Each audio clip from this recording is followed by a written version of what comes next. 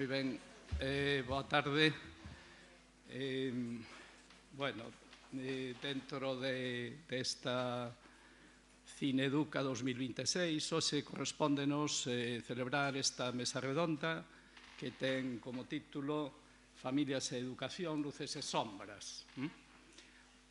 Para abordar un asunto complexo como este, temos convidado a tres persoas expertas, agora o veredes, e sobre todo teremos a ocasión de velo nas súas intervencións.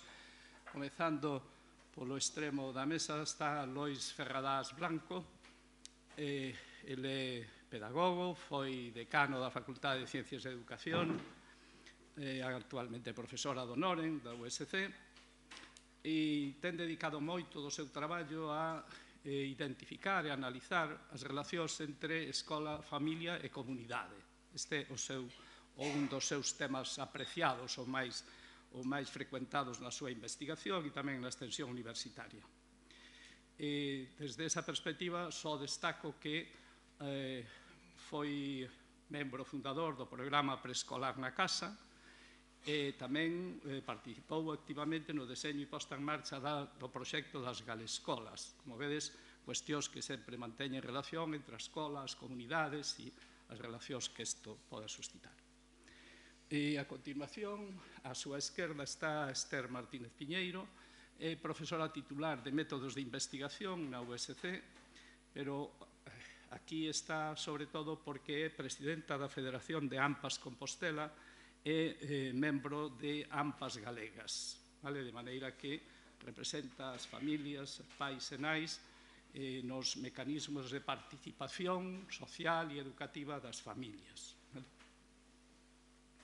Entre os múltiples traballos que ten desenvolvido, tamén está aquí porque ela ten unha liña de investigación e de traballo sobre competencia digital dos xóvenes, dos adolescentes, dos nenos e dos adolescentes, e tamén, pois, todo o que ten que ver co uso das pantallas e os dispositivos móviles no contexto escolar e familiar, que é outra das cuestións que tamén nos interesará revisar.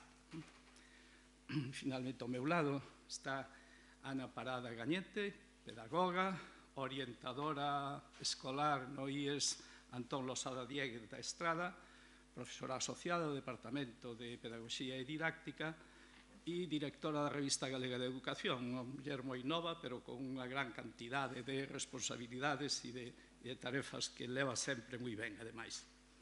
Unha parte importante do traballo de Ana Parada, moitas persoas coñeceredes isto, é todo o que ten que ver coas relacións familia-escola e de unha maneira especial cos procesos de inclusión escolar e de atención ao alumnado con necesidades específicas de apoio educativo.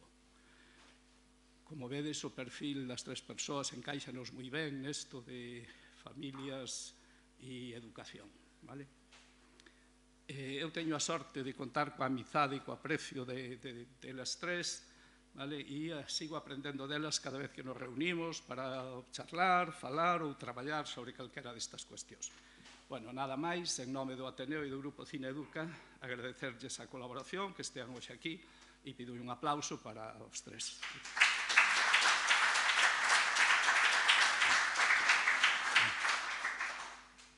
Na mesa imos seguir un procedimento que tratarei de que sea áxil para dar ocasión a que sobre estas cousas todos temos algunha preocupación e algunhas dúbidas que podremos abordar mellor despois unha vez que rematemos as intervencións desde a mesa.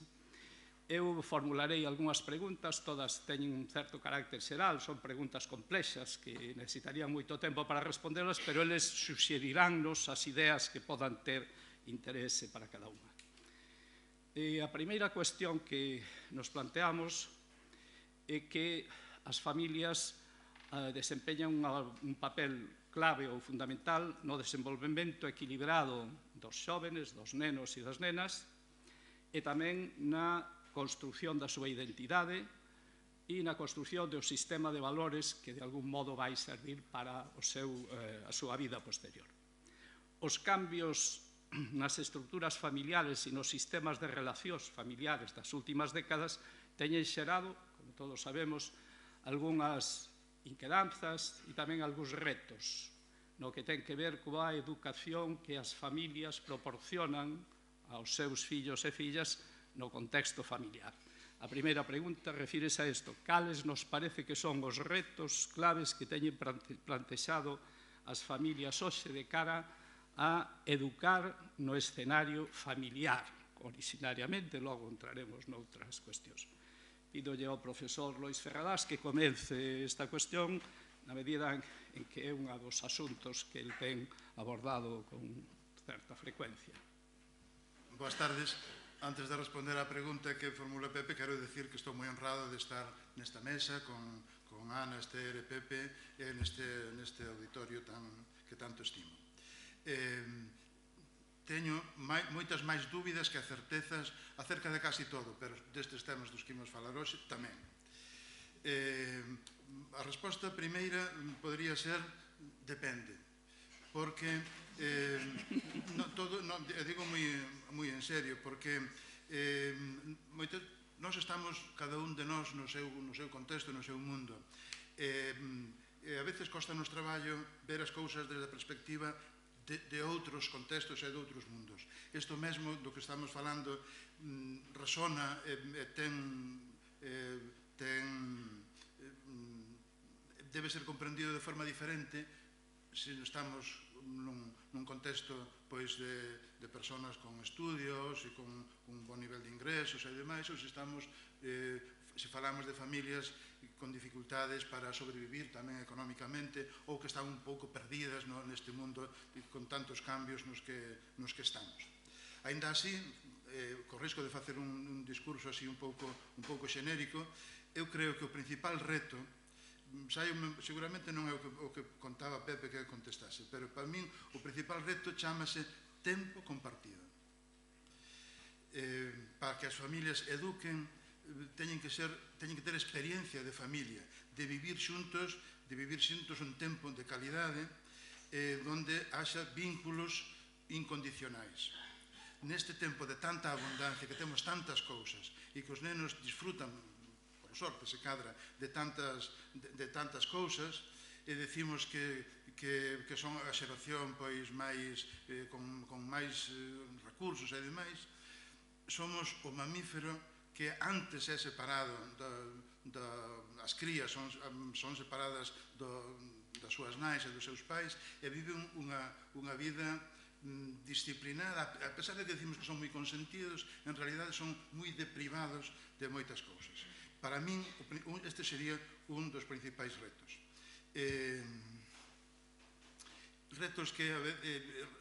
Esta falta de tempo compartido, de tempo de calidade compartido, a veces, cando podemos, tratamos de suplilo con sucedáneos que eu lle chamo chucherías multiformes, porque as pantallas tamén son esa grande tenda de chucherías.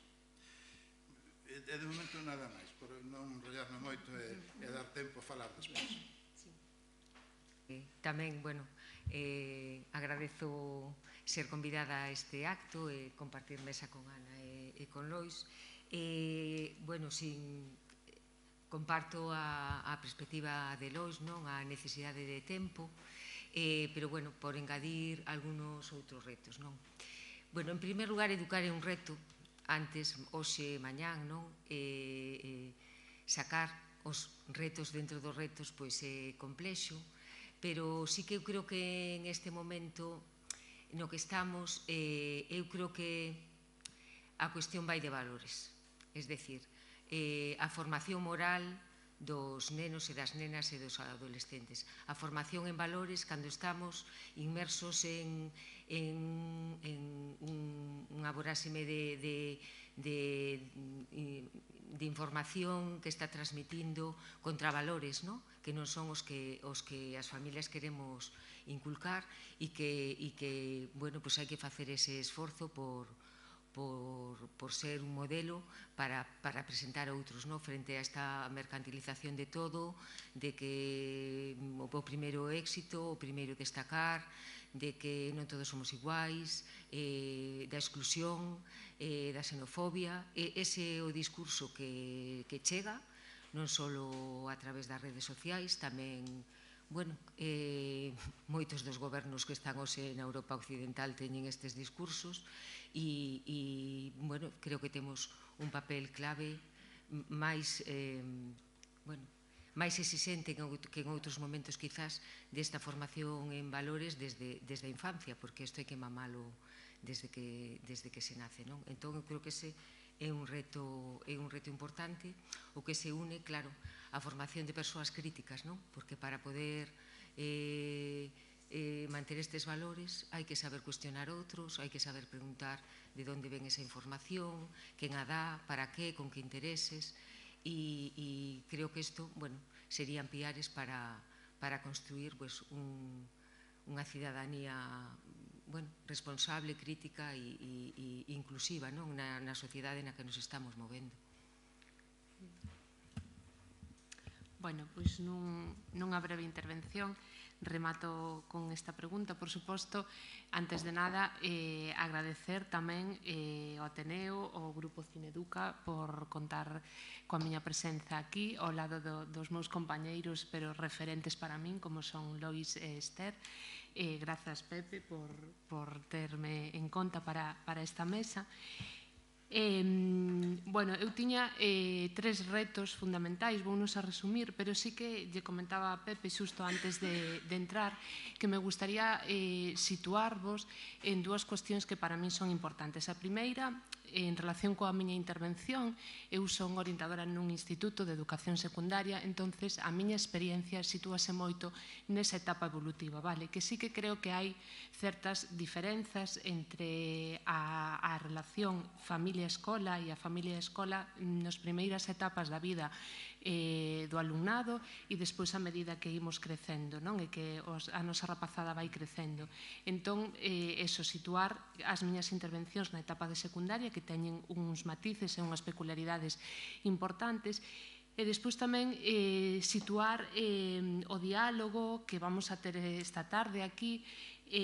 Todo o que estamos falando eu creo que son cuestións que teñen cabida cando falamos de familias de niveis socioculturales e económicos medios altos, vale? As familias en situación de vulnerabilidade, este diálogo, estas cuestións que tratamos na mesa, pois non chegan a elas porque as necesidades básicas están moitas veces en cubrir. Entón, bueno, pois situándonos aí, pois gustaríame falar de 3 cousiñas. A primeira é compartida, bueno, todo é compartido cos meus compañeiros, pero, bueno, a falta de tempo era unha das cousiñas que tiño aquí, a institucionalización da nosa infancia dende idades moi temperás, os 3 meses, pois por la conciliación, pois nos institucionalizamos as nosas crianzas, non? E, polo tanto, iso tamén vai en relación e tamén ten a súa influencia pois na pouca capacidade que a veces teñen as familias de educar, no sentido que todos coñecemos, educar e poñer límites, e dialogar, e escoitar a rapazada, e moitas veces pois iso pérdese, non? Sobreprotección e todas estas cuestións arredor que teñen, creo que a súa orixe pois nesa falta de tempo de calidade cos nosos fillos e fillas. E despois, unha das cousiñas que, así xa para rematar, que me gustaría decir é que creo que as familias teñen falta de autonomía á hora de criar os seus fillos e as súas fillas. Vou intentar explicarme. Vivimos nunha sociedade de apariencias, nunha sociedade de inmediatez, nunha sociedade onde impera a cultura de vamos a facer todo o que fan os demais. E as familias perden criterio, empezan a querer satisfacer as necesidades inmediatas que lle transmiten os seus fillos e fillas, e as necesidades, como é lóxico, pois son as necesidades da rapazada son as que teñen os seus compañeiros. Os seus compañeiros teñen pois un móvil, pois eles queren móvil, se teñen unha determinada marca de deportivos, pois querena. E as familias acaban perdendo criterio e autonomía para criar os seus fillos e fillas. E iso é algo que dende o meu punto de vista pois ten a súa explicación nas características da propia sociedade na que vivimos. Para min iso é relevante porque ao final non nos educa unha familia en concreto, estáos educando a sociedade e perden esa capacidade e esa autonomía de criar os seus fillos. E despois, sola notar que no ano 2026, ademais da familia, a escola e a comunidade, un axente clave na socialización da nosa rapazada son as novas tecnoloxías, son as redes sociais, e iso as familias teñen que ter en conta e temos que empezar a pensar xa desde esa clave, porque teñen moitísima influencia na construción do sistema de valores do que falaba a miña compañeira Esther. Moi ben. Bueno, moitas grazas. Sabedes que hai unha certa coincidencia sobre as preocupacións claves, vale? E, en todo caso, abrimos algunhas das cuestións que teremos ocasión de tratar con máis calma. A segunda cuestión que eu lles planteaba era que, así como as familias están a cambiar e os sistemas de relacións e a propia estruturas familiares están en cambio, a escola tamén, o sistema educativo tamén. Estamos a pasar, polo menos decímolo así, non sei hasta canto ven sendo así, pero estamos a transicionar de un sistema educativo ou escolar que se baseaba na transmisión de determinados coñecementos académicos, elaborados e demais, cara a un sistema educativo máis preocupado, pois, polo que xa falaban antes, pois pola construcción de un sistema de valores, pola busca do benestar dos nenos e das nenas no sistema escolar, ou por a construción de valores sociais do tipo de a defensa da xustiza social, por exemplo, ou da recoñecemento e a aceptación da diversidade, pois, tanto socioeconómica como cultural, como sexual ou como calquera das demais opcións que as persoas adoptamos na sociedade. De maneira que o sistema escolar, de ser un simple transmisor de contidos, e pensamos que de esa forma podía actuar como ascensor social, o culturizar ou aculturar as persoas, imos cara a un sistema escolar preocupado máis xa do benestar integral das persoas que da simple transmisión de un determinado tipo de contidos.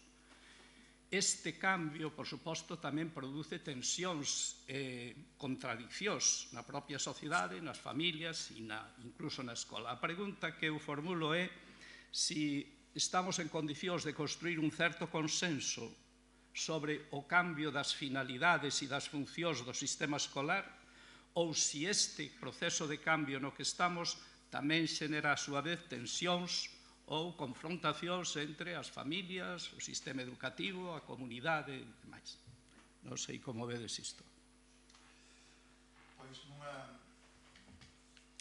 nunha sociedade plural como a nosa, o normal é que se xeren conflictos por diferentes interpretacións ou por diferentes intereses, porque a mesma educación escolar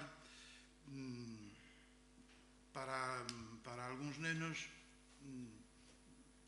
é algo máis, e para outros é a única tabla de salvación. Hai nenos que dominan xa no seu ambiente todo o que hai que saber para ser un cidadán e para moverse libremente con capacidades polo mundo adiante, e outros que só poderán aprender eso co apoio mellor ou peor do sistema escolar. Por iso, pareceme que haxa diferentes formas de enfrentarse a isto, pareceme o normal, precisamente porque somos moi diversos, cada familia, cada grupo social ten a súa visión. É verdade que os recursos culturais que hoxe están, ou de acceso á información, que hoxe están ao alcance de moita xente, como nunca estiveron, seguramente. Nese sentido, podemos decir que se democratizou o acceso á información e demais. Pero sigue sendo necesario organizar eso e comprender en profundidade e demais. Por eso, eu creo que é legítimo ese debate acerca dos fins da educación. Hai algún autor que xoga co fins como finalidades e fins como acabamento da educación. Creo que desde os clásicos da educación que insistían en que educar é educar a cabeza, educar, por tanto, a comprensión, as ideas, educar é educar as mans, é dicir, aprender a facer, e educar o corazón tamén. Con distintas denominacións, isto está presente, eu creo que está presente tamén no noso discurso, é dicir que, aínda que digamos a información xa non é tan necesario para a maioría ou para moitos, xa non é necesario traballar eso, sino que xa é traballar sobre eso, porque xa está ao alcance, para sigue sendo necesario traballar estes distintos planos, chamémoslle así ou de outra maneira. Sempre será necesario traballar os aspectos máis intelectuais, os aspectos máis prácticos e os aspectos máis afectivos ou de valores, como xa fostes dicindo. Eu creo que non hai ese consenso. Tamén na sociedade nosa, onde andamos con tanta prisa, pois non xeramos. Este é un exemplo ao contrario, é dicir, este é un exemplo de un foro público no que reflexionamos e intercambiamos ideas, creamos e cadra algo de opinión nos entornos nos que nos movemos, pero en xeral non é iso o que se vive na sociedade, pois estamos os programas da televisión ou as diversións ou os encontros das persoas, pois normalmente non son unha ocasión moi propicia para falar destas cousas así en profundidade. Incluso eu creo que así nun nivel máis xeral, o que foron as institucións, ou que son as institucións tamén as que se encargan da educación, incluso xa na democracia, non só aquí, sino eu creo que en todas partes, o mecanismo é elaborase un documento, difúndese, trátase de que se entende, ademais é que se poña en práctica. De arriba a baixo, algo descendente. Procesos de creación ou de debate máis participativos pois son moi escasos. E sería así como se podería chegar a estes consensos reais. Mentres tanto, pois imos, eu creo que é inevitable, é necesario este debate, sabendo tamén que dependendo desde onde nos situemos, pois se poderán xerar oposicións, visións opostas. Moi ben. En definitiva, que teñamos diversidade de perspectivas non ten por que ser malo, mas alá de que seamos capaces de ir construindo sobre elas. Moi ben, Esther. Sí, a ver, é certo que a sociedade é plural, as familias son plurais, non hai un prototipo de familia, é certo, hai familias con distintas formas de entender a educación, con distintos recursos culturais e económicos, como decía Ana, hai familias que están invisibilizadas e iso, claro que pode xerar conflicto. Sí que a escola transitou de ser portadora de coñecementos a ser o que se entende a escola pública nun sistema democrático, como espacio para aprender a ser cidadáns e aprender os valores democráticos e aprender o que é o espacio común de todos e todas con esa pluralidade e multiculturalidade na que vivimos hoxe en día. Pero eu creo que nunca se deixou claro ese papel da escola como transmisora e hoxe o que hoxe, non tanto hoxe, non de forma inmediata, pero tamén é certo que a escola ás veces se ve polas familias como outro produto de mercado. Entón, ás veces, algúns conflictos, igual Ana tamén que o vive desde dentro dos colexios, se xeneran no sentido de que as nais e pais exixen como lles exixes a unha tenda, cando vas e non che gusta o produto, protestas, unha reclamación ou marchas para outro. E iso é o que ás veces se ve como xerador de conflictos, se lles exixe como cliente e non como as familias como partícipes dun proxecto común de educación ou como un proxecto colectivo que debe ser unha escola pública. E aí se xeneran, ás veces, esas demandas das familias que lles exixen os centros que cheguen a determinado nivel ou que den determinada formación, ou ao contrario, ás veces se cuestionan esta formación en valores que se espera do sistema educativo público, porque entende que é unha esfera privada e, bueno, pois hai algúns, ás veces, algún cuestionamento do papel da escola sobre estas cuestións, sobre todo, pois, por ose diversidade sexual, por exemplo. Estas cousas chegannos tamén a nós. Eu falo pola experiencia que teño como presidenta desta federación, onde hai máis de 80 AMPAs de centros públicos, e nos teñen chegado, bueno, pois tamén consideracións das familias en ese sentido, non? Que a escola non se debe meter en, por exemplo, na educación afectivo-sexual, por exemplo, non? Cando é algo que o mellor nos resultaba impensable ou o veíamos como un logro fai uns anos, non? Moi ben. Ana, por favor. Sí. A ver, eu son un pouco pesimista en relación con esta pregunta. Penso que non hai consenso entre os fins e as funcións que teñen a educación e a escola, e fundamentalmente polo que vexo na miña práctica, vale? Porque sí que eu estou na escola, pero teño moitísima relación, moitísima conversa, moitísima escoita ás familias. Entón, o que falta, hai moi poucos puntos de encontro entre a familia e a escola. Os sentimentos son moi parecidos. Ambos, tanto as familias como a escola, senten que se lle asignan responsabilidades que non lle corresponden. Ambas teñen o mesmo sentimento, pero moi poucas veces se sentan a falar, a dialogar e a conversar e a construir e a desenvolver un proxecto educativo compartido. Pero o sentimento é moi similar, e despois hai moita desconfianza das familias cara á escola e da escola tamén cara ás familias. A situación é moi similar en ambos os dous axentes. A familia cada vez desconfía máis da escola e a escola tamén cada vez desconfía máis das familias, e nos intentamos asignar responsabilidades cando ou un axente ou outro non se sinte capaz de dar resposta a unha necesidade, non? Conto un exemplo concreto. No meu instituto temos unha escola de familias, e no marco das actividades que facemos na escola de familias, pois compartimos lecturas e temos sesións de clubs de lecturas alrededor de libros coas familias. E na última que tivemos, que foi a semana pasada, pois saen moitos temas para dialogar e para falar, e, bueno, un dos que leva xa moito tempo encima da mesa é Edisgal. Edisgal é o programa de digitalización das aulas que puxo en marcha a Consellería de Educación xa fai tempo.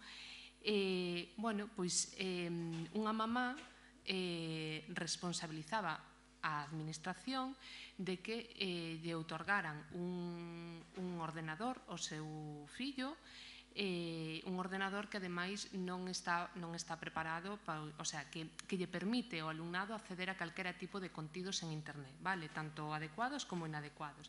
Entón, ela decía, a administración dalle un ordenador ao meu fillo, pero non configura ben ese ordenador, e despois pretende que eu na casa sexa quen de poñerlle límites e de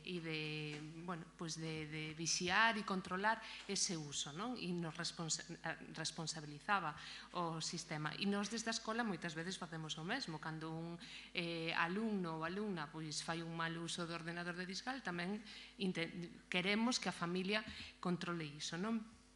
Entón, para min, esta pregunta é a barreira fundamental, o sea, esa falta de consenso entre as funcións e as finalidades que temos por parte da familia e por parte da escola é a barreira fundamental para que exista de verdad unha coordinación, unha colaboración e un proxecto educativo compartido, porque é moi difícil chegar a ese consenso.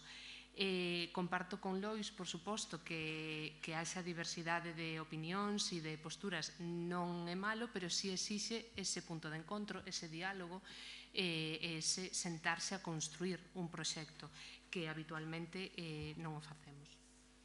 Moitas grazas. nas preguntas anteriores xa nos fomos metendo nunha temática que eu tiña planteado como específica ou propia, que é a cuestión da diversidade, de como os procesos de globalización e as transformacións sociais que acompañan as sociedades posmodernas ou do capitalismo avanzado dá lugar a sociedades cada vez máis diversas, diversas socioeconómicamente, diversas culturalmente, diversas sexualmente, etc. A pregunta que eu planteaba, e xa fostes iniciando, pero, bueno, intentamos pechar isto, de que forma, por poñer un caso dos efectos que esa diversidade pode ter. Todos coñecemos casos en que naqueles centros educativos onde a diversidade se fai máis visible, as familias tenden a querer fuxir destes centros. Entón, isto é unha das expresións de como desde certos sectores sociais ou desde determinadas perspectivas educativas a diversidade parece unha cousa negativa, non positiva. A pregunta vai un pouco nesta dirección e é que como as familias poden avanzar cara ao recoñecemento das familias e os centros educativos, pero as familias, cara ao recoñecemento desa diversidade sen caer na exclusión ou sen caer na discriminación que a veces sufren os colectivos que son percibidos máis facilmente como diversos. Como as familias poden facer fronte a esta cuestión e cales son un pouco as vías para meterlle o dente a isto. Como Ana é a especialista nesta cuestión de atención á diversidade e demais, o mellor podías comenzar, Ana. Vale, grazas, Pepe. Bueno, pois a pregunta é moi complexa. Non teño unha resposta, ojalá a tivera, pero non teño unha resposta. Cando eu me puxen a pensar nesta pregunta, a ver, é moi complexa porque aquí falamos dunha sociedade, falamos das características que temos a nivel social, volvemos ao sistema de valores que temos como sociedade, e a verdade é que desde a miña perspectiva vivimos nunha sociedade excluinte, nunha sociedade que discrimina, nunha sociedade que non acepta a diversidade, nunha sociedade que exclúe.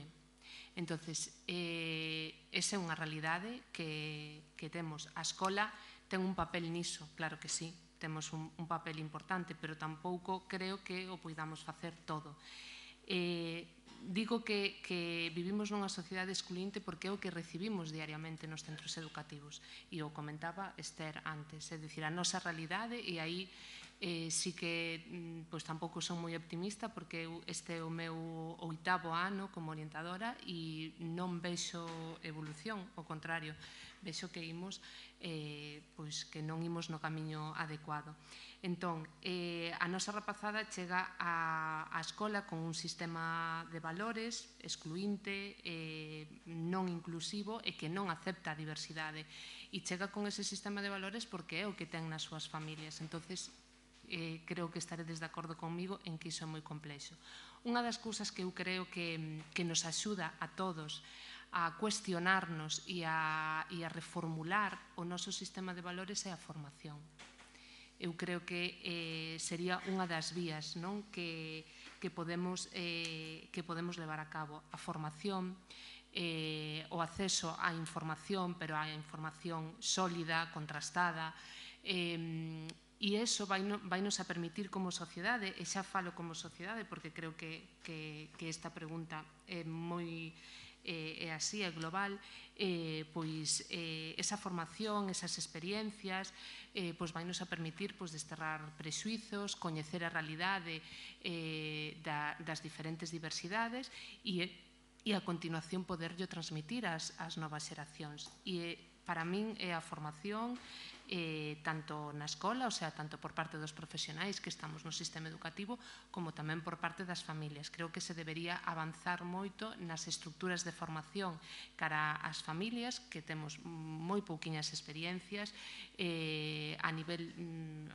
xa estructural e legislativo, son pouquiñas as medidas que temos para poder formar as familias e para poder implicalas nesa formación, e para min sería unha das estrategias, e despois tamén facer efectivo e real o modelo de escola aberta á comunidade. Cando a familia entra na escola, coñece o que pasa na escola e sabe a realidade da escola, tamén habitualmente aumenta a súa confianza na escola e a súa confianza nos profesionais que atenden os seus fillos e fillas durante unha longa xornada diaria, porque os nenos e as nenas pasan moito tempo nos centros educativos.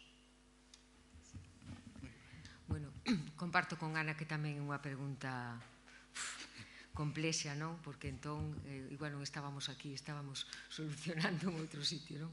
Pero engadindo o tema da formación e indo pola vía da escola aberta á comunidade, que eu creo que é a clave de moitas cousas, eu creo que é unha maneira de xerar espacios para experiencias compartidas, non?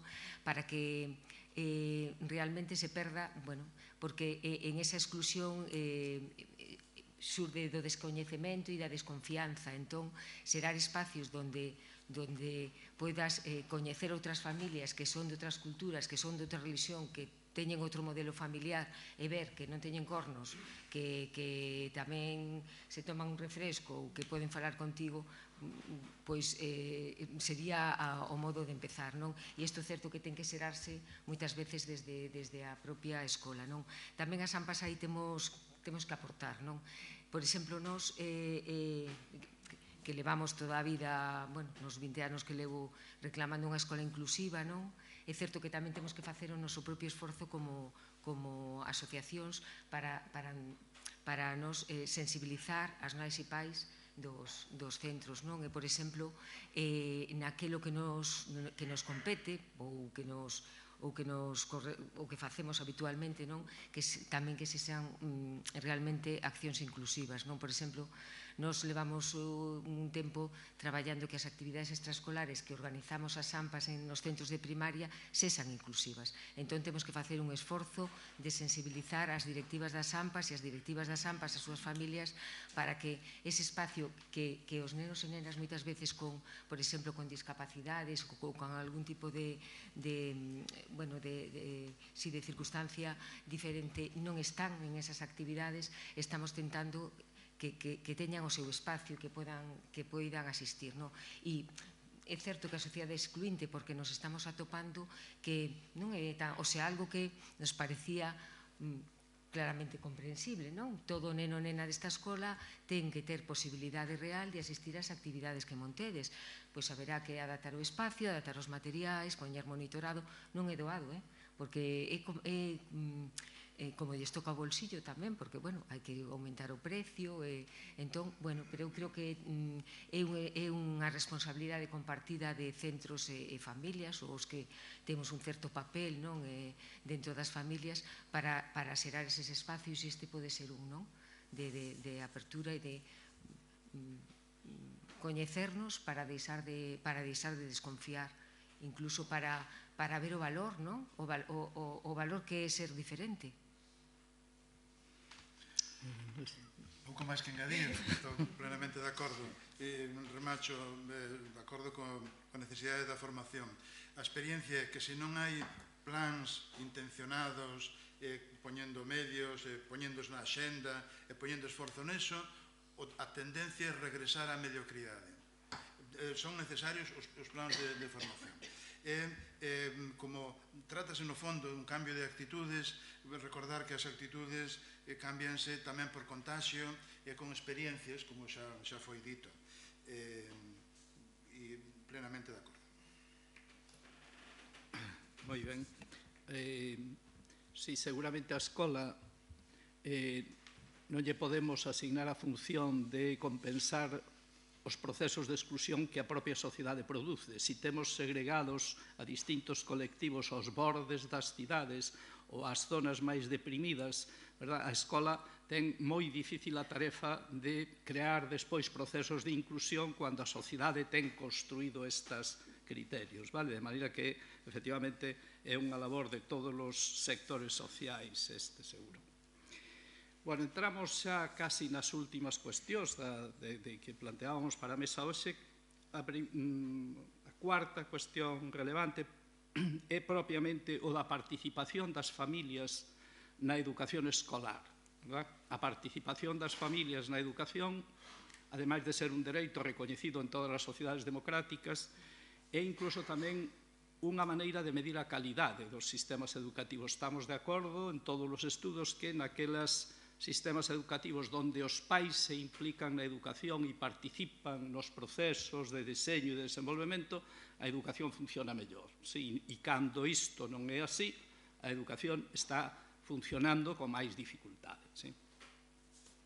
Sin embargo, a experiencia que podemos vivir nas familias e nos centros educativos é que a participación dos pais é máis ben reducida, escasa. Todos teredes experiencia nos centros escolares educativos os que pertencestes ás AMPAs, onde a participación non supera moito máis alá do 10% ou 15% dos pais que acuden a tarefas de formación ou a tarefas de, digamos, de planificación e demais. Por unha parte isto, e por outra, tal vez o sistema de participación máis habitual é acudir ás sesións de titoría para interesarse por resultados escolares dos fillos ou por si hai algún problema de conducta, cousas deste tipo, cual nos sitúa ante un escenario de participación bastante limitado, si en xeral, das familias no sistema escolar. E a pregunta volve a ser difícil, como mellorar, de que maneira, en que ámbitos fundamentais habría que incidir para mellorar esta participación das familias no sistema escolar que recoñecemos que é limitada, aínda que existan experiencias exitosas dese tipo, non? Venga, sí, Esther. Sí, a ver, é certo que, bueno, a ver, é un feito constatado, non? Que a participación das nais e pais na vida escolar é baixísima. Tanto no que ser mero socio ou socia dun AMPA, especialmente se nos metemos en secundaria, porque, bueno, aquí este concepto de participo, para que me compensa participar, non? A relación das familias en primaria é un tanto diferente, parece que compensa máis, porque as AMPAs son as que organizan as actividades extraescolares, entón, pois estou aí, o mellor hai patinaxe, son sarcástica, pero... E ademais, pero en secundaria, bueno, entre que é outra etapa, parece que non hai que acompañar aos nosos fillos e fillas, o sea, cando, bueno, pois quizá unha etapa especialmente sensible, as nais e pais desaparecemos dos centros escolares. A eles non lle gusta que entremos, os centros non lle gusta que entremos, e é máis cómodo non entrar, non? Entón, se me estou perdendo, eu creo que habería que fortalecer os dous espacios de participación. A participación individual a través das titorías, que están pouco cuidadas. Aquí os centros viven en unha perpetua burocratización de tempos, de currículums, de protocolos, de apura que non chegamos, ítem 5.3,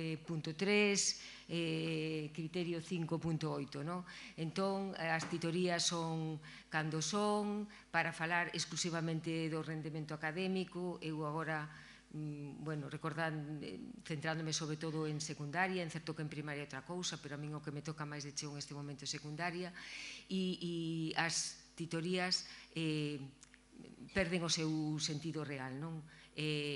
Non se espera que fales de algo máis que non sexa o estrictamente académico, e é sorprendente cando túa filla, teu fillo non ten problemas académicos. Entón, eu creo que hai que poñer en valor as titorías, por un lado. Para iso se necesita tempo, formación do profesorado e as familias que perciban ese valor.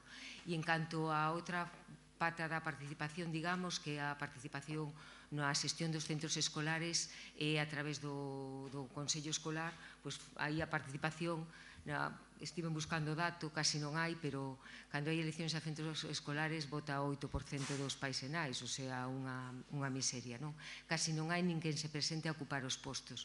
E aquí tamén entra, quero decir, hai que dotar de valor, porque tamén tens que apreciar que a túa participación conta, que é importante o que podes aportar, e que os consellos escolares non son para aprobar os documentos do centro, e que, aprobar implica que os podemos cambiar, costa, o sea, Entón, bueno, eu creo que é un esforzo compartido dentro desta apertura dos centros da que falaba Ana e de xerar espacios que despois poderemos falar quizá, pois tamén se xenera o que as familias tomen conciencia de que é importante porque elas son parte da construcción do proxecto educativo dun centro e que o profesorado tamén entenda que é valiosa as nosas aportacións. Se rompa un pouco, pois efectivamente ese cuestionamento que hai que, bueno, o profesorado casi prefire que non pisemos os centros porque igual vamos a reclamar ou protestar, non? Se non vamos directos á inspección, e as familias tamén, pois, non sabemos moi ben que podemos aportar.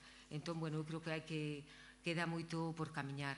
E eu creo que tamén hai que reforzar a participación do alumnado, porque os centros públicos deben ser un espacio para aprender democracia, deben ser democráticos e deben aprender.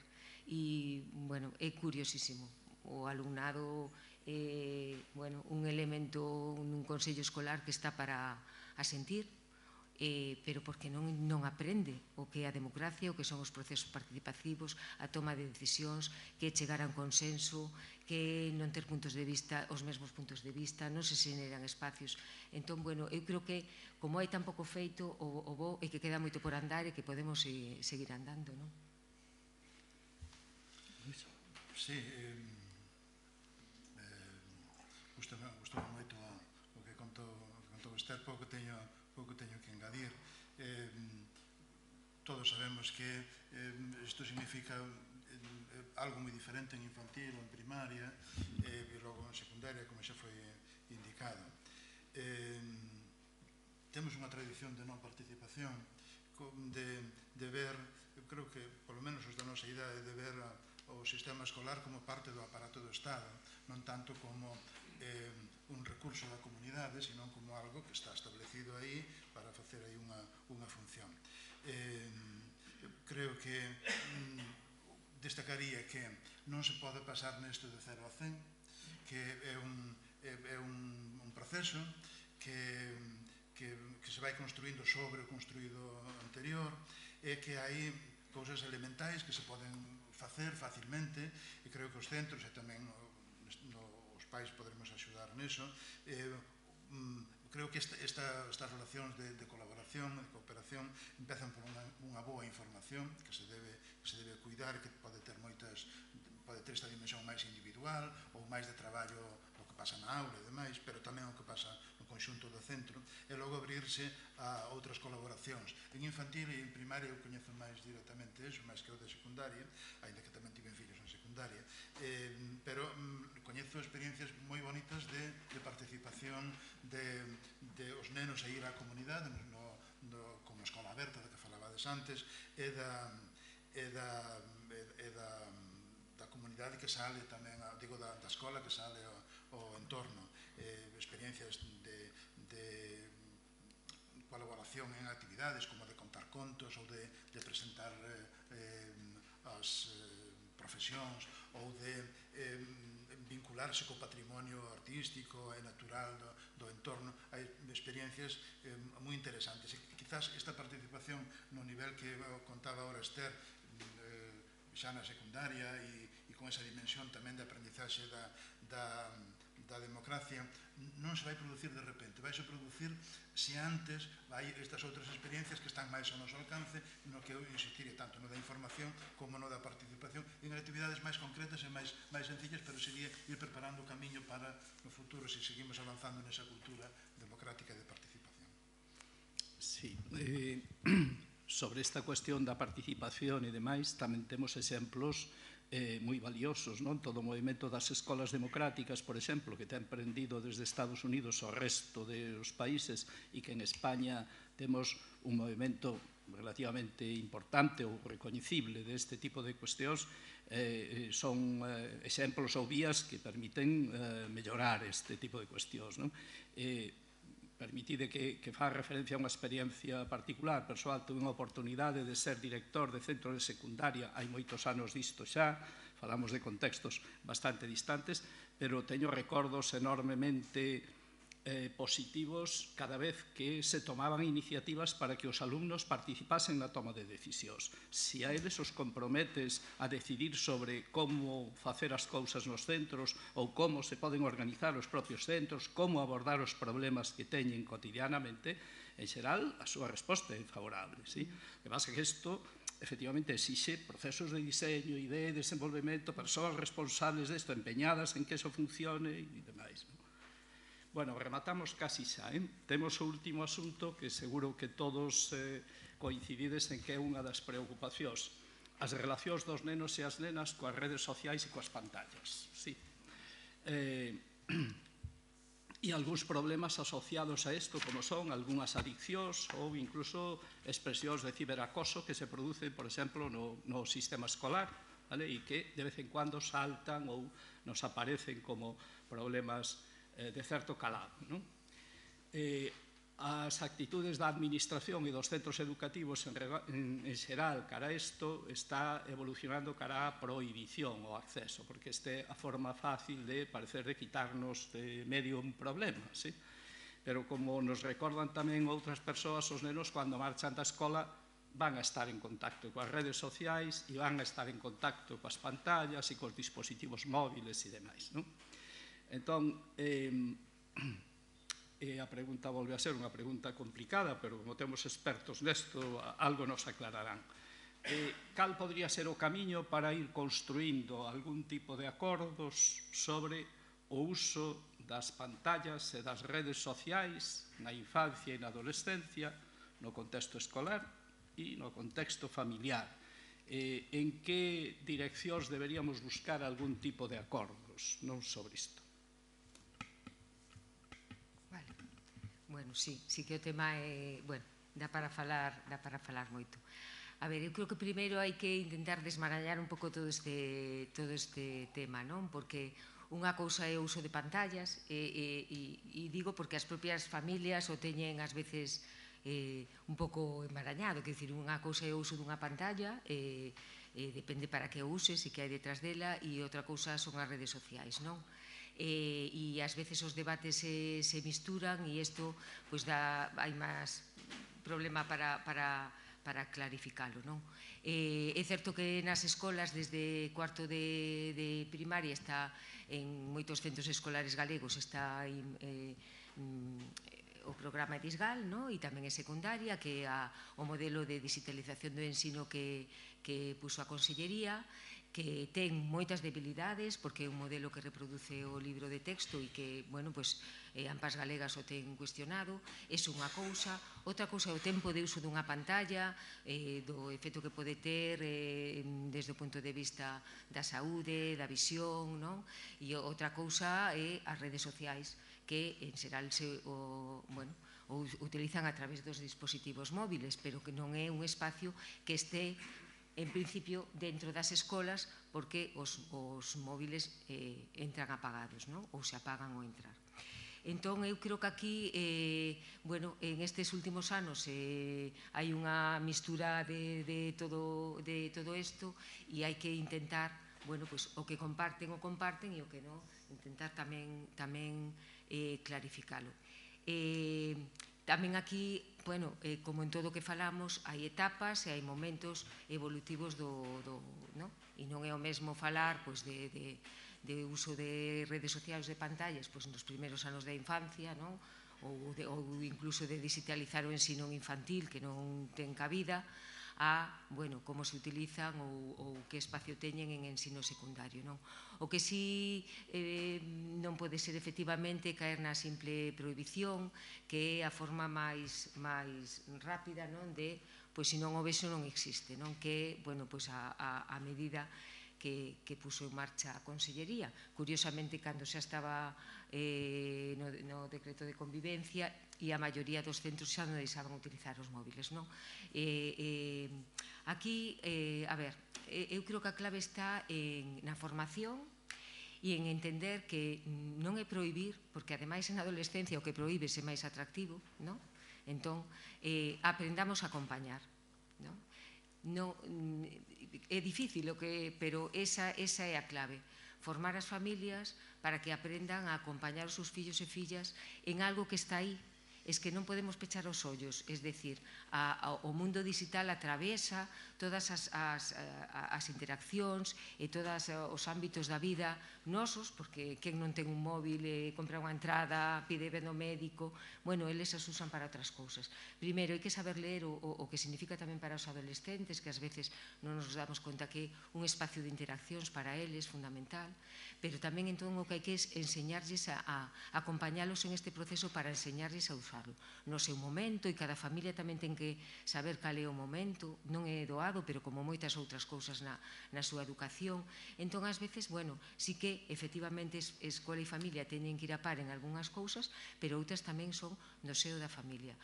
Como e cando eu acompaño o meu fillo, non se trata nin de prohibir sin máis, porque o que faz é pois afogarte na auga cando chegas, en vez de afogarte aos 13, pois te afogas aos 14, senón acompañar para que aprendan a facer un uso responsable e un uso crítico, que é o que a escola non está dando, porque o tipo de digitalización e de ensino das tecnoloxías que se promove nos centros é un uso instrumental, o sea, aprender a utilizar os artefactos e aprender a utilizar os programas, pero non aprender que hai detrás como se fai un uso crítico, un uso responsable e un uso respetuoso, non?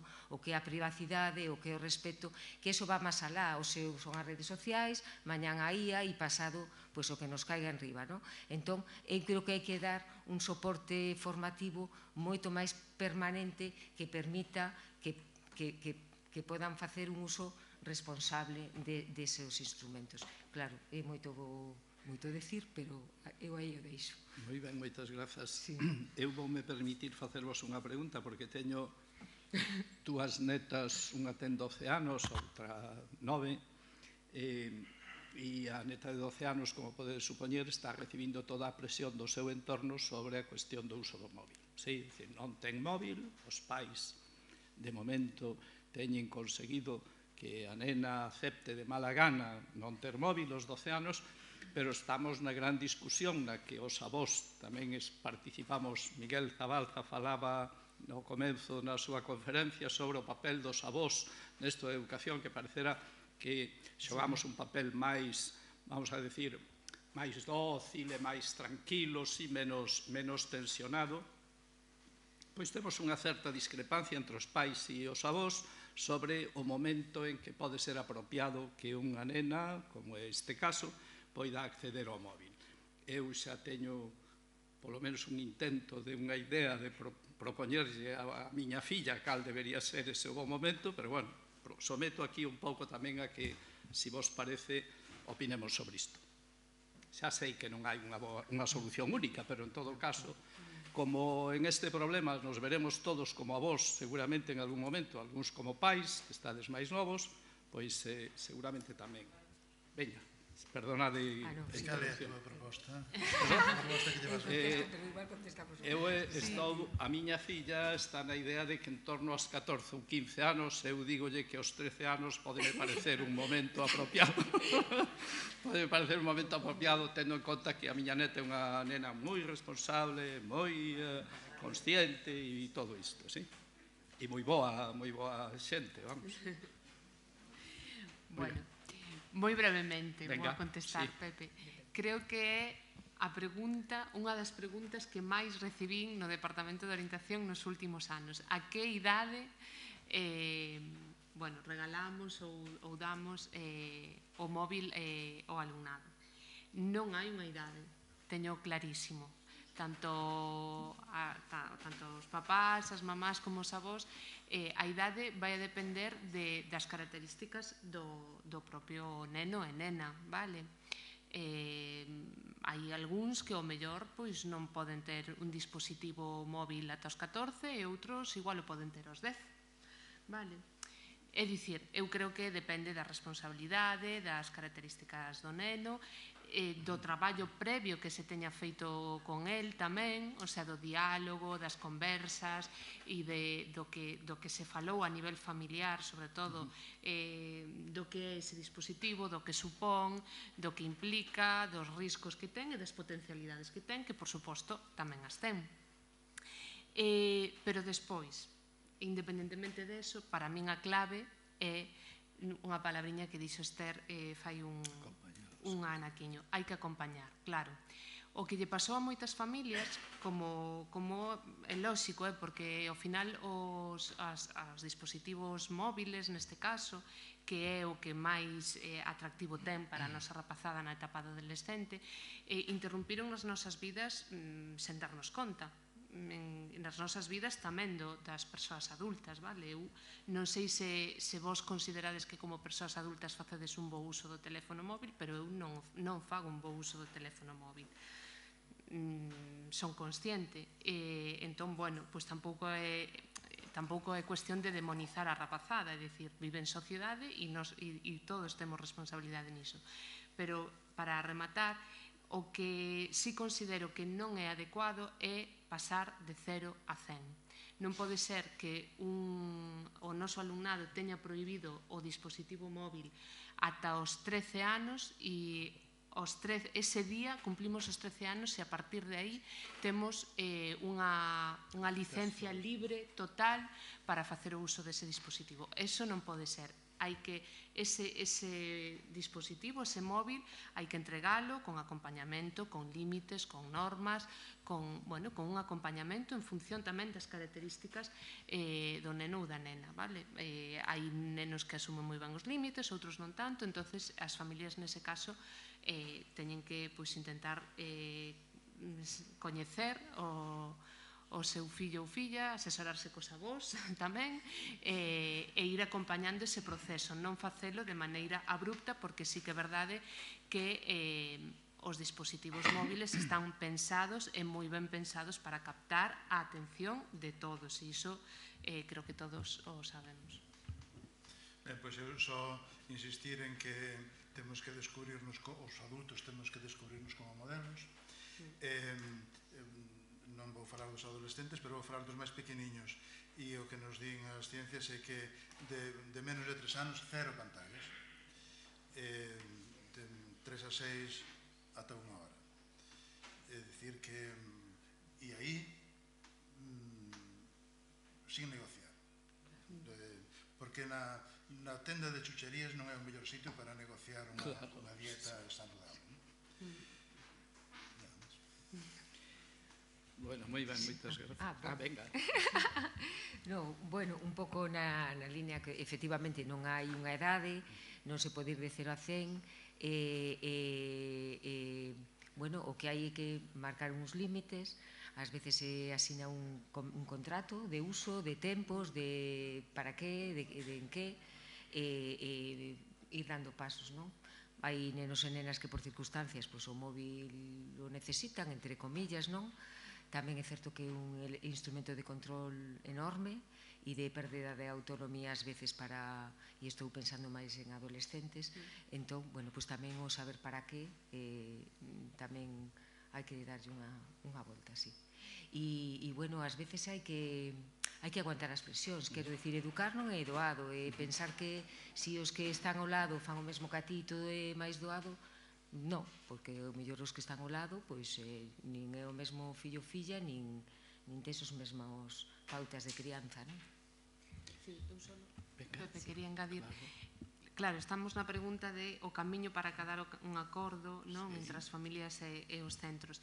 Eu, nada, a idea fundamental é a formación conxunta, e sí que me gustaría engadir que ata onde eu sei nun tema tan relevante para a sociedade actual como é a digitalización das aulas, as redes sociais, o uso das pantallas, as familias e a escola non se sentaron a falar conxuntamente nunca. Entón,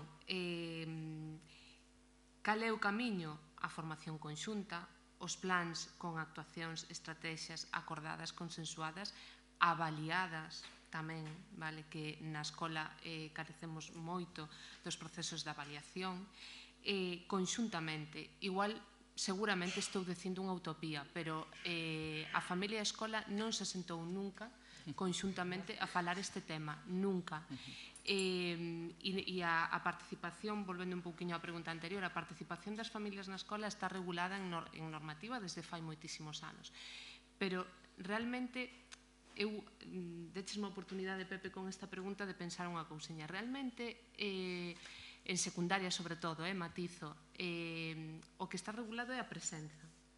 É dicir, no Consello Escolar e na Comisión de Convivencia, que son as dúas estruturas onde están representadas as familias, efectivamente temos presenza das familias, case sempre.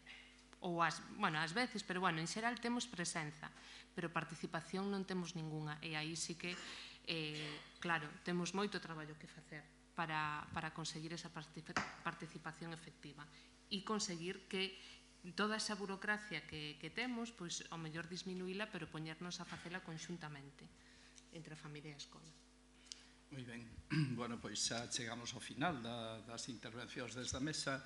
De maneira imprevista, vou vos pedir a cada unha das persoas que, si puiderades imaginar un cambio, só un, vale?, que axudase a mellorar as relacións entre as familias e as escolas, cal propoñeríades? Si tuverades a capacidade de facelo, sí? Escollede unha. Xa sei que isto é unha pedrada feita así a última hora, pero, a ver, que si puderamos cambiar unha única cousa de todo o sistema, sexa das estruturas familiares, da estrutura dos centros, das formas de relación entre estos, cal cambiaríamos? Bueno, pois eu comezo utilizando unha palabra. Creo que necesitamos humanizarnos, todos. Necesitamos humanizarnos mutuamente, a familia e a escola. O sea, volver a creer nas persoas, en que somos humanos, cometemos erros, cometemos acertos, e eso penso que sería ideal para que nos pudésemos sentar a dialogar e a traballar conxuntamente, que é o que debemos facer, porque no fondo, que eu sempre as familias o primeiro día de escola, de instituto, cando as recibimos no centro, eu sempre lles digo que temos os mesmos obxectivos, temos a mesma motivación, que é axudar a nosa rapazada. Temos que compartir un proxecto educativo. Pois humanicémonos, dialoguemos e fagámoslo. Esther? Eu creo que a humanización engadiría a pausa. Relax. Hai que ter tempos, momentos compartidos, para falar, para preguntar, para reflexionar, para poñer en valor, para aportar. E iso non o hai, é que non o hai en ningún sitio.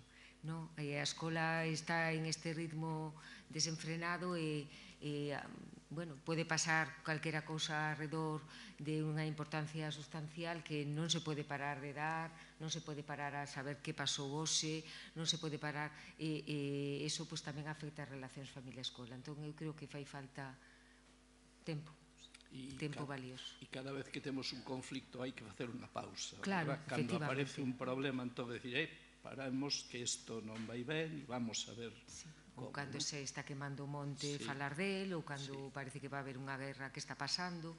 Ás veces non todo está escrito nos currículums, pero, bueno, é do que hai que falar, non? Lois?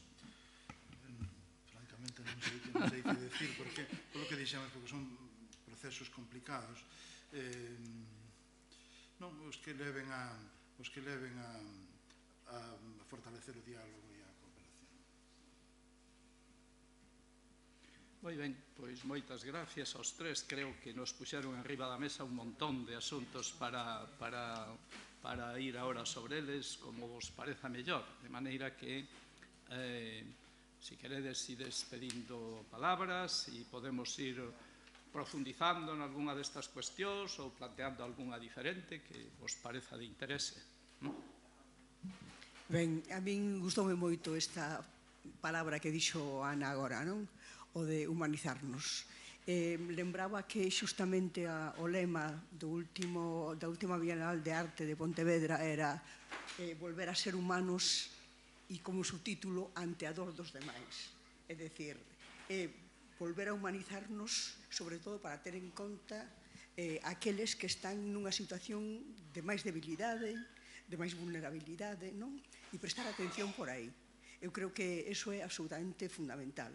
Eu, ás veces que teño que ler textos de alumnado de distintas etapas, non? E sempre me chama a atención que os pequenos, os de infantil e primaria, o gran problema que teñen, o que comunican continuamente é o medo á separación dos pais, a perdelos de alguma maneira. Pero na adolescencia o medo é sempre ao acoso. É dicir, quizás antes non o conten así tan claro, non? Pero na adolescencia o medo é ao acoso sobre todo acoso escolar. Entón, se realmente nos humanizamos, esas cousas vémolas moito mellor, non? Vemos como podemos axudar ante uns rapaces que nun momento determinado están nunha situación máis vulnerable, con máis problemas, pois como intentar axudarlles, non? Bueno, falaredes vos do que vexades respecto a isto, pero a mí tamén é unha cousa que me preocupa, e é que, por exemplo, cando falamos de familia e escola, a escola, dentro da escola, o profesorado asiste a moitas reunións onde se está buscando continuamente o consenso, sí? Estáse buscando que na reunión de departamento que haxa unha certa coherencia, nas reunións de ciclo, de nivel, pois tamén como é o trato coa rapazada, bueno, todas estas cousas estamos consensuando continuamente. Pero nas familias, eu creo que a diferencia está en que as familias están soas.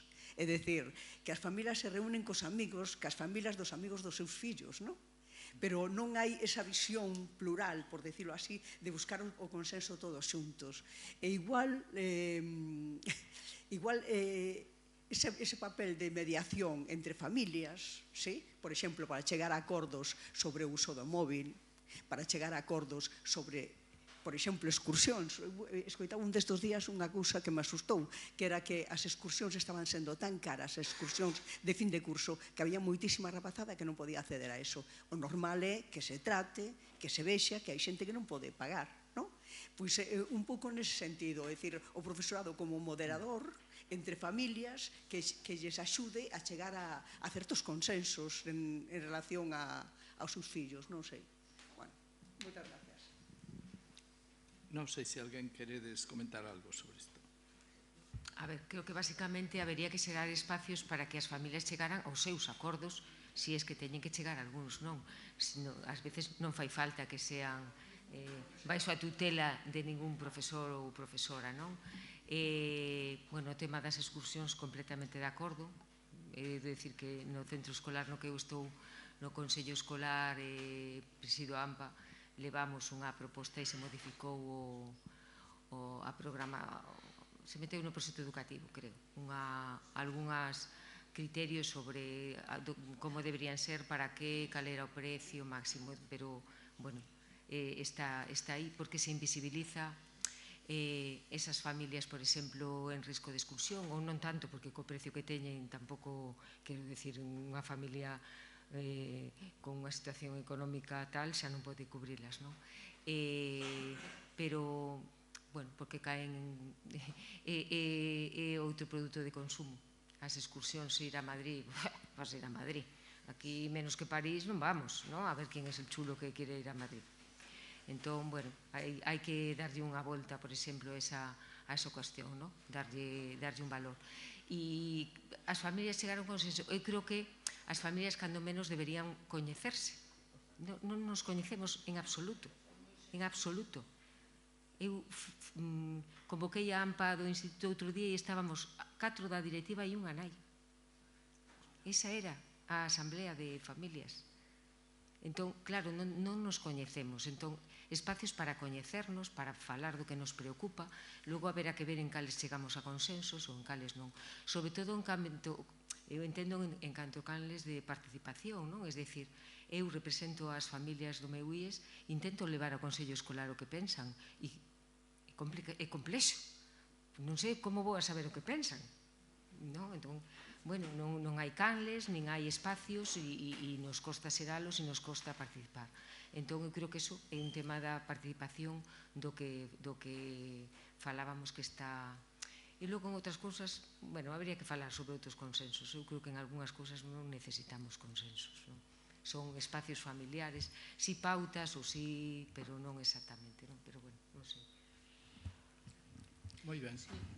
Nada, eu estou con Esther. En secundaria a implicación, a participación, a presenza das familias é moi, moi, moi escasa e non digo, o sea, nos centros, evidentemente os centros educativos deberíamos ser apoios e mediación para elas, Eu sí que creo que deberían acudir ao centro e pedir asesoramento, acompañamento, axuda, a figura que eu represento, o sea, de orientación, ten dentro das súas funcións todo iso e deberían facelo, pero cando eu tamén vivo na realidade que no momento no que dentro do centro tomas algunha iniciativa para axudar e sair un pouco, porque eu creo moito nesas estruturas que creamos máis informais, que a ver, a Escola de Familias está recollida na normativa, pero bueno, creo moito nesas estruturas onde podemos dialogar, formarnos, e a participación é moi, moi, moi reducida. Entón, sí que é certo que creo que dentro da escola debemos reflexionar, por que non se achegan tanto, por que estamos facendo mal, pero a realidade que vivimos actualmente, bueno, pois eu no meu instituto non hai AMPA, non hai asociación de pais e nais, porque había un papá que era o presidente e que máis ou menos a levaba, os seus fillos medraron, chegaron á universidade e non vai a seguir, claro. Entón, realmente, aí quédanos moito por facer, moito. Moi ben, máis intervencións? Sí, partiendo desa triste realidade de que non participan los padres, yo quería preguntar sobre un aspecto de las redes sociales.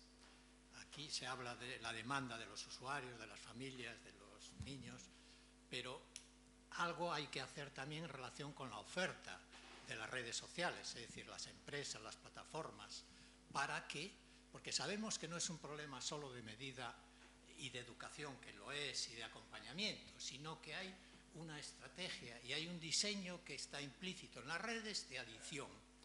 Y a partir de ese momento, si el niño no tiene la suficiente acompañamiento, como se dice, formación, y no tiene una edad a partir de la cual puede tener ya criterios, es muy difícil, porque es que es imposible controlar cada minuto que se puede acceder a todo el universo de información, de redes, etc. Entonces, por ejemplo, el control parental de los mayores o el control de los algoritmos para que no sean adictivos, en fin, algo que tenga que ver, porque de hecho los propietarios de esas redes lo primero que han hecho para educar a sus hijos es quitarlas en la educación de sus hijos. Entonces, no nos hemos fijado en esas circunstancias y hemos ido un poco, y de hecho hay gobiernos ahora que están planteando restringir el acceso de la primaria y secundaria a las redes sociales en la escuela. Bueno, eso es lo que quería reflexionar. Por ejemplo, Suecia u otros. Non sei se queredes... A ver, claro, efectivamente é outra dimensión que tamén hai que abarcar, non? Unha cosa é acompañamento da familia, o papel das escolas, e outra cousa tamén é o que ten que facer a administración, non? Diante desas corporacións que son as que están controlando, pero que son estruturas con moitísimo poder, non? Entón, bueno, pero aí corresponde tamén ao goberno meterlle, quero dicir, restringir como operan, non? Con esos algoritmos e que tipo de información se move na rede e quen pode acceder a elas.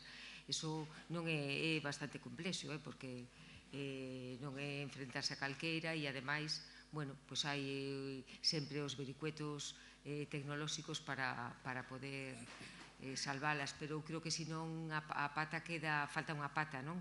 Quero dicir, nos podemos acompañar e a escola pode tamén intentar formarlos e darlles unha competencia digital crítica, pero despois queda efectivamente esas grandes corporacións que se están aproveitando, non? Con eses sistemas, efectivamente, eles o que queren é que se enganchen, é o que buscan, non? Entón, o que pasa que, bueno, ese terreo se me escapa un pouco máis porque xa é propiamente tecnoloxía, pero efectivamente, se non se aborda de alguna maneira, bueno, non se chega, non se chega.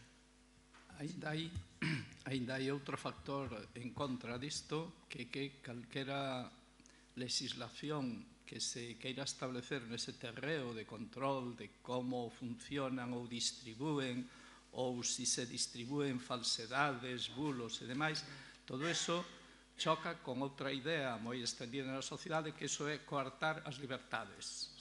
Entón, isto sirve de coartada, por decirlo de alguna forma, para que cada vez que desde algunha administración se intenta un control de cuidado, que estás yendo contra a libertad de expresión, contra a libertad de circulación da información, contra libertades, esa libertad malentendida que efectivamente explotan os grandes productores destas redes e que efectivamente se están adueñando do noso tempo libre, das nosas ilusións, dos nosos desexos, das nosas...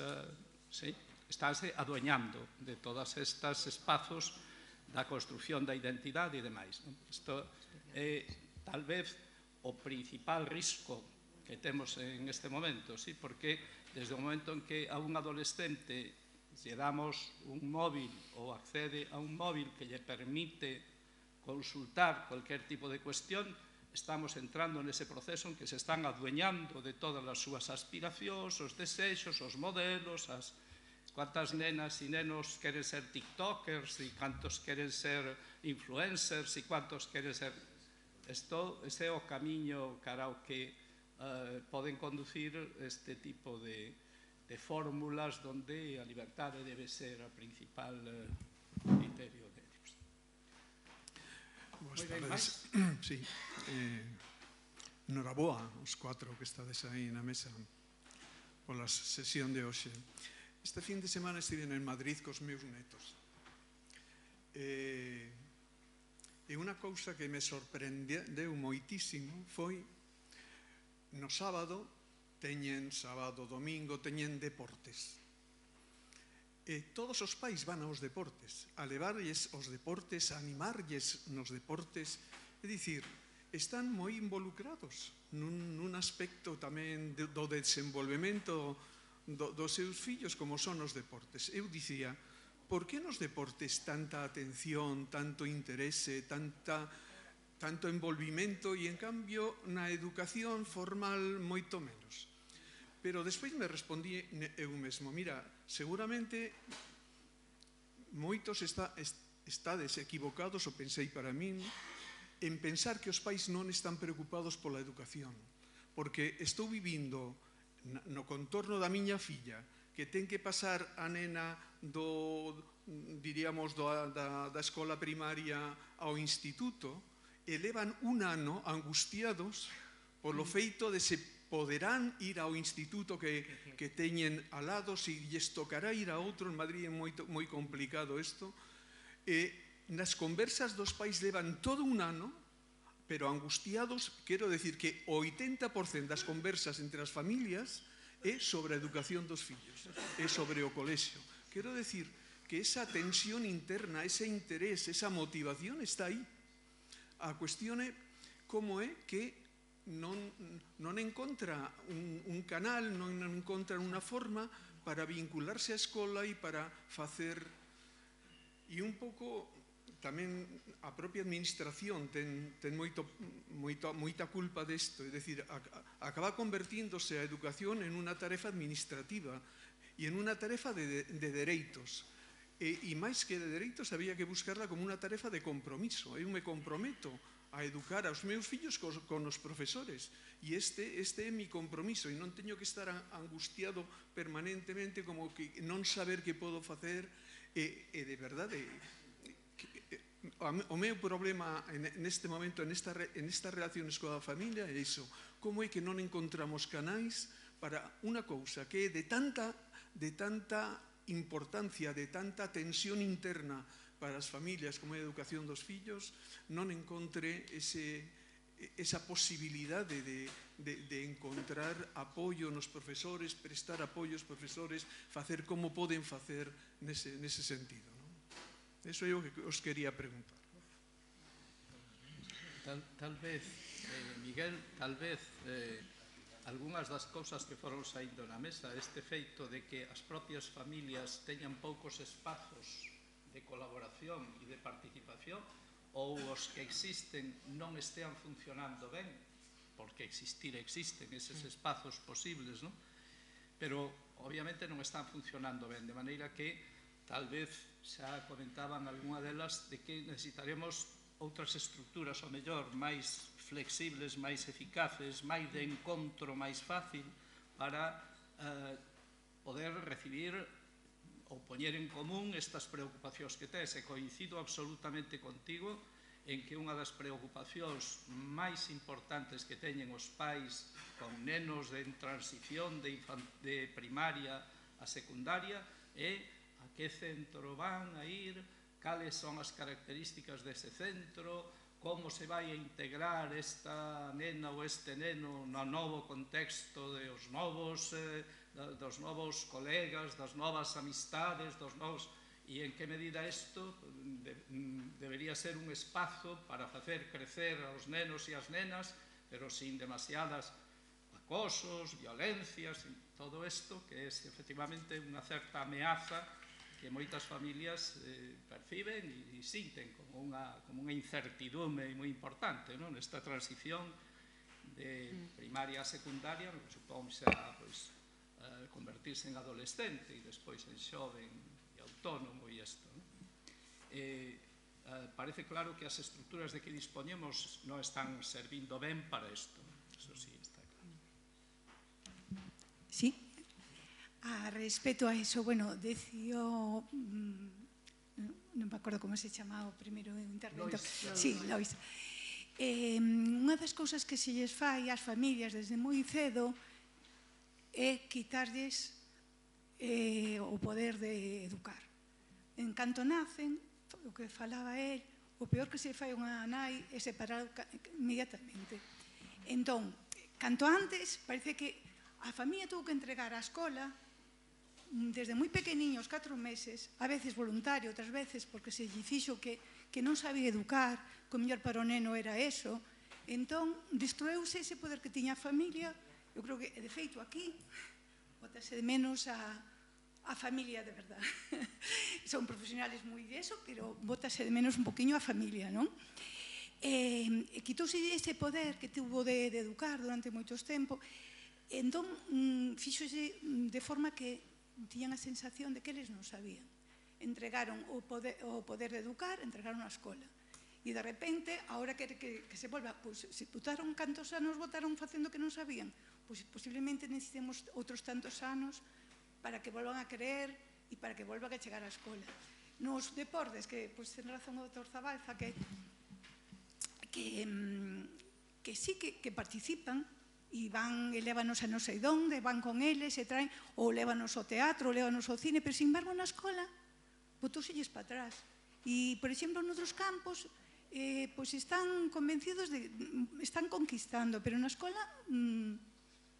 eu penso que foi responsable tamén a educación, que en outros momentos non se fixo, porque, por exemplo, o de preescolar na casa, pareceume increíble todo eso, o que fixeron, ou moitas veces nos mesmos centros que en Raiola mismo, que participaba Lois, nunha escola infantil, non, daqui de Santiago, e fixeronse cousas donde estaba a familia, pero a familia, eu creo que se exclueu.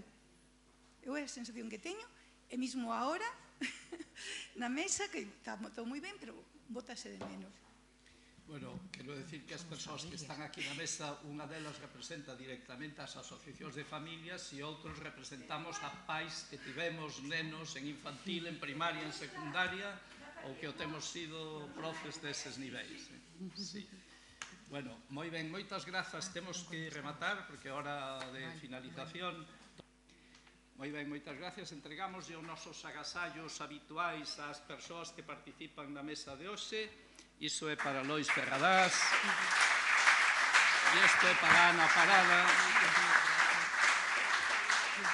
Como Esther xa é habitual, ou polo menos no Ateneo, temos para ela tamén un agasallo especial. O que facemos habitualmente xa o tes. Sí, que o teño, sí.